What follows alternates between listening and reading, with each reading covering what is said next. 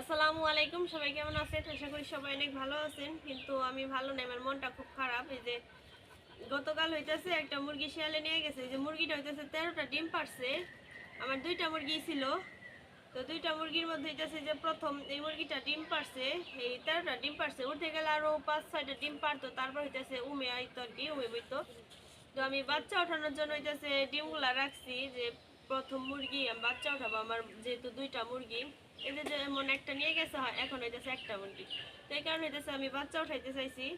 কিন্তু গতকাল ওই সন্ধ্যার আজানের সময় আমি ইফতারি করতে বসছি, আর মুরগি হইতেছে বাইরে ছিল। ওই বাইরে থেকে বাড়িতে আসার সময় আমাদের ওইখানে আবার ভুট্টা খেতেছে, ঘাস খেতেছে, তো ওইখান থেকে হইতেছে শিয়ালটা, মানে মুরগিটা নিয়ে গেছে শিয়ালে। আর দিন দুপুরে হইতেছে শিয়াল ঘোরাঘুরি করে, মানে দুঃখের বিষয়। তো এখন হইতেছে ডিমগুলো হইতেছে আমার ওই জায়ের কাছে দিয়ে দিব, জায় আবার মুরগি পালে, তো এখানে দিব বাচ্চা ওঠানোর জন্য।